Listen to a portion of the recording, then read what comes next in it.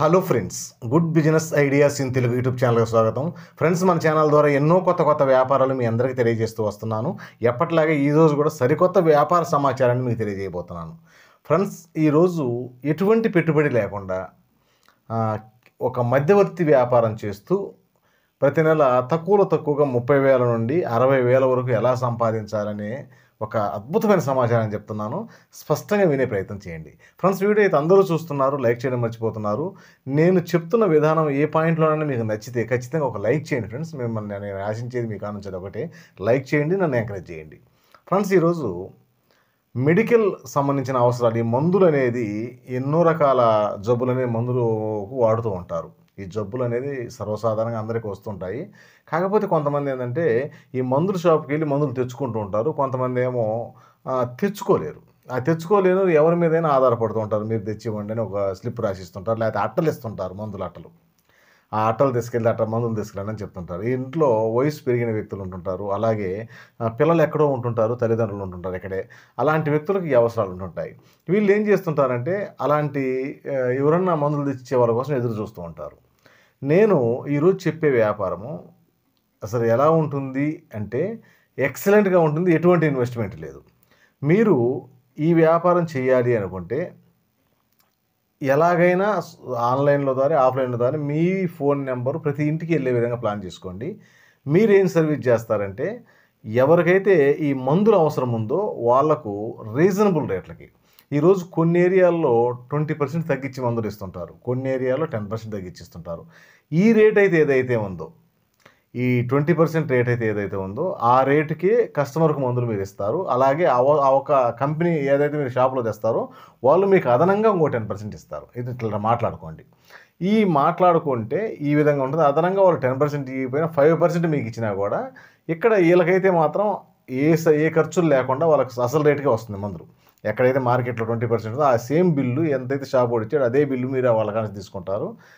మీ ఇక్కడ మాత్రం 5% తీసుకుంటారు. అంటే ఒక 2,000 రూపాయలు బిల్ అయితే మనకు ఒక 100 రూపీస్ వస్తుంది.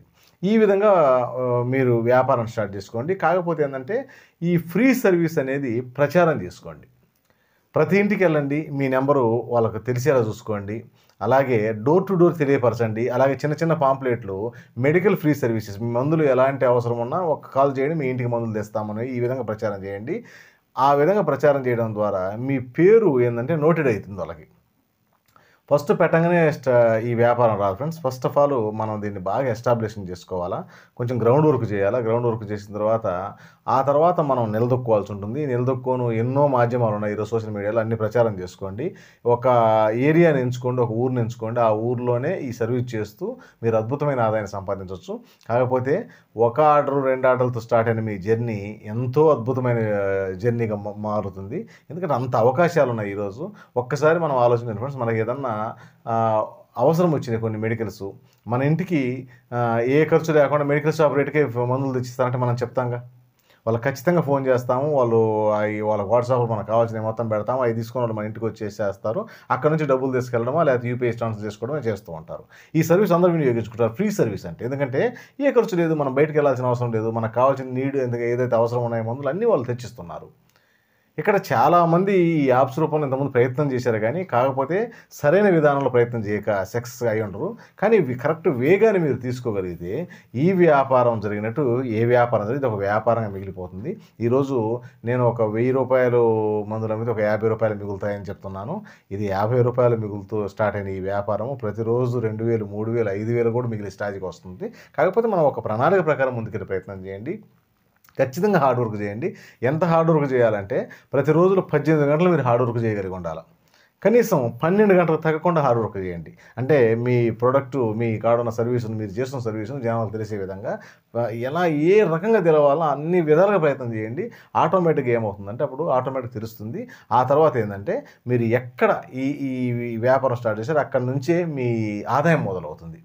అది కాకపోతే ఎటువంటి ఇన్వెస్ట్మెంట్ అవసరం లేదు ఫ్రెండ్స్. కాకపోతే ఫస్ట్ కొంత ఏదైనా ఇన్వెస్ట్మెంట్ ఉంటే ఉండొచ్చు, కానీ ఒక ప్రణాళిక ప్రకారం తీసుకునే ప్రయత్నం చేయండి. ఇది సక్సెస్ అయిన వ్యక్తులు చాలామంది ఉన్నారు. కాకపోతే మనకెవరు చెప్తారు?